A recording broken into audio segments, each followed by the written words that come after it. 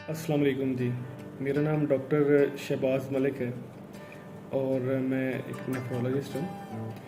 आज एक awareness message देना चाहूँगा अपने व्यूअर्स को, पेशेंट्स के लिए और ऐसे लोग जो कि गुर्दे के अमराज से मुंसलिक हैं, और उनके लिए ये एक अवेयरनेस मैसेज है।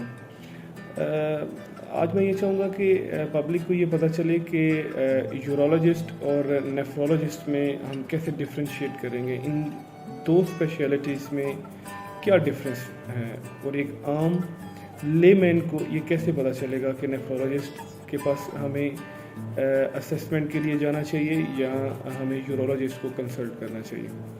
तो यूरोलॉजिस्ट से मैं शुरू करता हूँ। यूरोलॉजिस्ट एक सर्जन है, सर्जिकल स्पेशलिटी होती है जो कि इंसान के जिस्म में मौजूद तमाम जेनिटो यूरिनरी जो सिस्टम है उसको वो ट्रीट करते हैं विद सर्जरी। ऑपरेशन की मदद से वो तमाम अमराज का इलाज करते हैं, गुर्दे से लेकर मसाना, टेस्टिकल्स, पीनस, इसके तमाम अमराज को मिसाल के तौर पर पथरी का बढ़ जाना या गदूद का बढ़ जाना, प्रोस्टेट जिसको बोलते हैं, तो इन तमाम अमराज को यूरोलॉजिस्ट ऑपरेशन की मदद से सॉर्ट आउट करता है।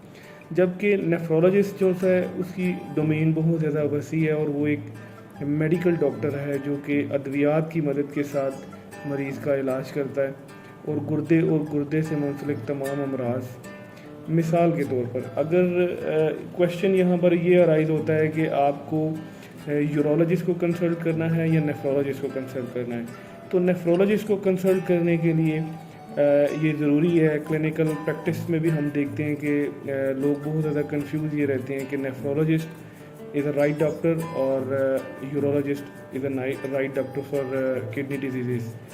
तो नेफ्रोलॉजिस्ट को आप तब कंसल्ट करेंगे अगर आपकी क्रेटिनिन, यूरिया और क्रेटिनिन की मिकदार खून में किसी भी वजह से अगर बढ़ जाएगी, उसकी तमाम वजूहात में से कोई भी वजह हो, तो आप एक नेफ्रोलॉजिस्ट को कंसल्ट करेंगे।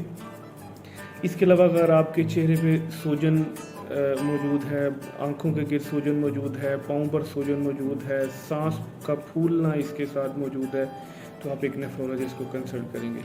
अगर पेशाब में झाग मौजूद है, पेशाब में खून आ रहा है, पेशाब की मिकदार कम हो गई है या पेशाब की मिकदार बढ़ गई है, तो ये तमाम इन सिम्टम्स के साथ, इन तमाम अलामात के साथ आप एक नेफ्रोलॉजिस्ट को कंसल्ट करेंगे। इसके अलावा अगर गुर्दों में पानी की थैलियाँ बन जाएं या इसके अलावा अगर प्रोस्टेट बढ़ जाए या पेशाब में जलन हो या रात को नींद तोड़कर पेशाब आता है, वो भी एक अलामत है गुर्दे की खराबी की। नौजवानान में अगर अनकंट्रोल्ड हाइपरटेंशन है, ब्लड प्रेशर अनकंट्रोल्ड है, तो भी आप नेफ्रोलॉजिस्ट को कंसल्ट करेंगे।